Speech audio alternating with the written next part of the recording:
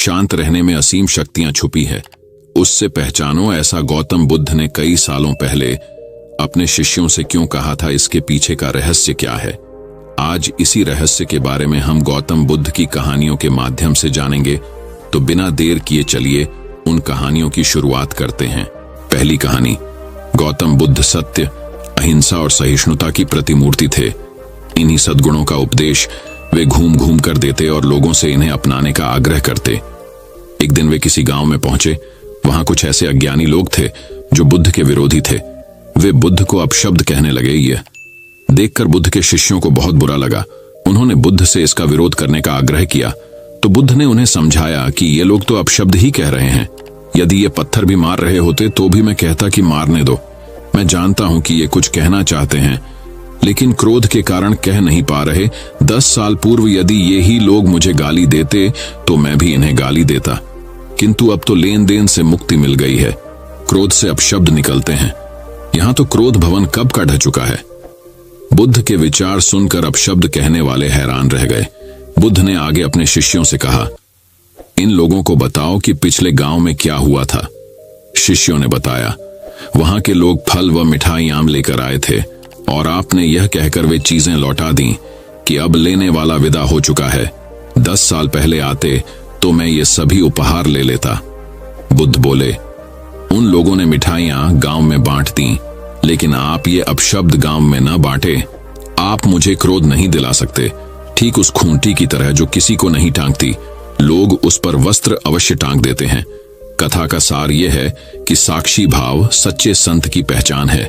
जो अच्छे बुरे, लाभ हानि, अपना पराया के संकीर्ण भाव से मुक्त हो जाता है, उसे ही संतत्व की प्राप्ति होती है।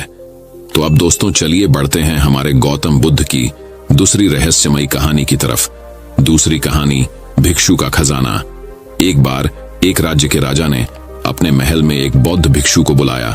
राजा ने भिक्षु से कहा, अगर आपसे मैं कुछ मांगूंगा तो क्या आप मुझे देंगे? बौद्ध भिक्षु ने कहा, जरूर, बताइए क्या चाहिए आपको। राजा ने कहा, क्या आप मुझे अपना ये भिक्षा पात्र दे सकते हैं? बौद्ध भिक्षु ने बिना कोई प्रश्न किए अपना भिक्षा पात्र राजा को दे दिया। अब सिर्फ तन पर कपट डडो के अलावा सांसारिक वस्तु के नाम पर कुछ भी शेष नहीं था भिक्षु के पास। राजा ने बदले में बौद्ध भिक्षु को एक बड्ढा सा सोने का कटोरा दे दिया जिसमें चारों तरफ मोती जड्ढे हुए थे।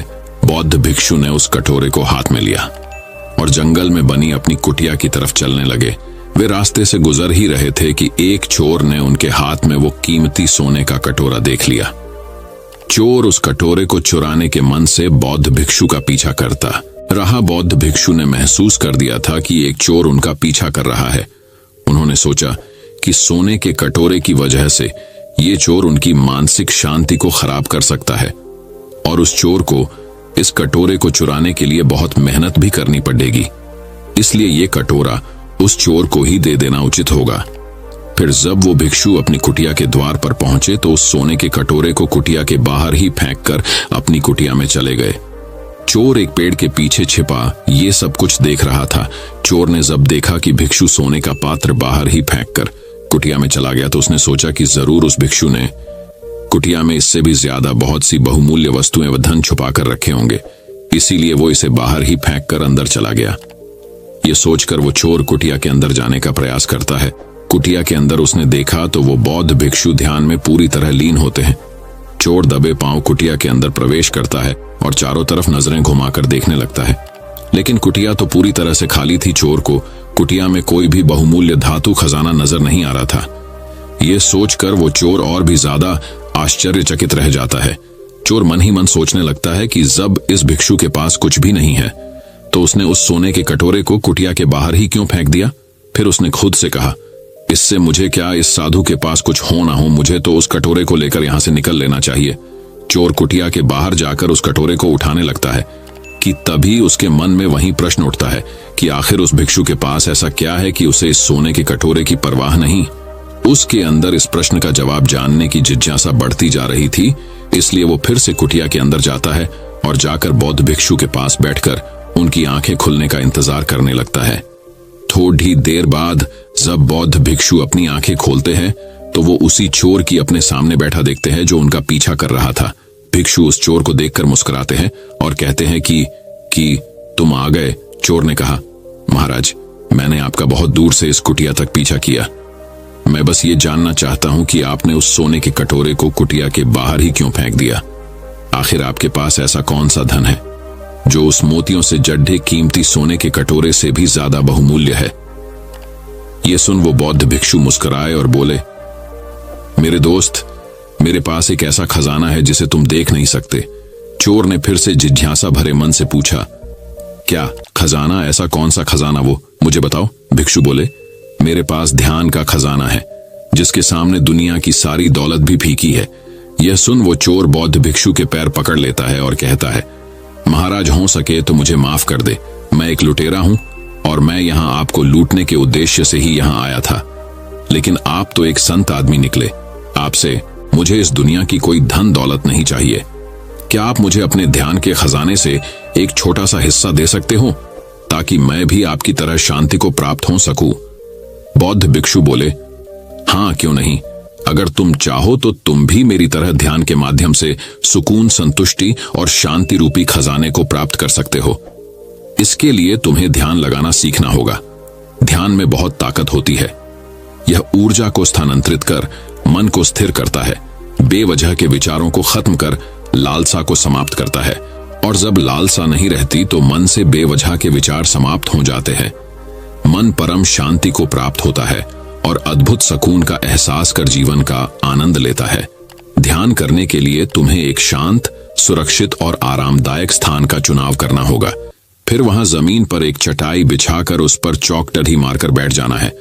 तुम्हें अपने रियर की हड्डी सीधी रखनी है, आंखें बंद करनी है और गहरी सांस लेनी है। तुम्हें अपनी दोनों हथेली अपने घुटनों पर ऊपर की तरह रखनी है। इसे ध्यान मुद्रा कहते हैं। तुम्हें अपना ध्यान अपनी सांसों की तरफ केंद्रित करना है।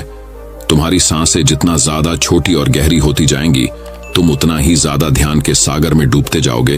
तुम्हें अपनी हर एक आने जाने वाली सांस पर ध्यान केंद्रित करना है। अगर तुम्हारे मन में बार बार विचार आ रहे हैं तो इसका मतलब तुम सांसों की तरफ ध्यान केंद्रित नहीं कर रहे। धीरे धीरे तुम्हारे मन से विचार समाप्त होते होते शून्य हो जाएंगे। मन बहुत हल्का महसूस होगा। यह ध्यान का वह स्तर होगा जब तुम्हें परम शांति और आनंद की अनुभूति होने लगेगी। यही गहरे ध्यान की अनंत अवस्था है। यह 1 या 2 दिन में नहीं होगा। इसका प्रयास तुम्हें रोज करना होगा। चोर ने अब चोरी, डाका छोड़ रोज नियमित रूप से ध्यान लगाना शुरू कर दिया। कुछ ही दिनों में चोर को स्वयं में बहुत परिवर्तन नजर आया। उसे अपने अंदर सकारात्मक ऊर्जा का एहसास होने लगा। चोर का जीवन पूरी तरह से बदल चुका था। तो उम्मीद करता हूं कि आपको यह कहानी पसंद आई होगी। तो चलिए बढ़ते हैं हमारी तीसरी गौतम बुद्ध की रहस्यमयी कहानी की तरफ। तीसरी रहस्यमयी कहानी, महात्मा बुद्ध और व्यापारी। यह कहानी हमें यही शिक्षा देती है कि बिगड़ती परिस्थितियों में भी थोड़ी समझदारी दिखाई जाए तो संबंध जीवन भर बने रहेंगे। एक बार की बात है, मगध के व्यापारी को व्यापार में बहुत लाभ हुआ। इसके बाद से वह अपने अधीनस्थों से अहंकारपूर्ण व्यवहार करने लगा। व्यापारी का अहंकार इतना प्रबल था कि उसके देखते हुए उसके परिजन भी अहंकार के वशीभूत हो गए। जब सभी के अहंकार आपस में टकराने लगे तो घर का वातावरण नर्क की तरह हो गया। दुखी होकर एक दिन वह व्यापारी भगवान बुद्ध के पास पहुंचा और बोला, भगवान, मुझे इस नर्क से मुक्ति दिलाइए। मैं भी भिक्षु बनना चाहता हूं। भगवान बुद्ध गंभीर स्वर में बोले, अभी तुम्हारे भिक्षु बनने का समय नहीं आया है। उन्होंने कहा कि भिक्षु को पलायनवादी नहीं होना चाहिए। जैसे व्यवहार की अपेक्षा तुम दूसरों से करते हो, स्वयं भी दूसरों के प्रति वैसा ही व्यवहार करो। ऐसा करने से तुम्हारा घर ही मंदिर बन जाएगा।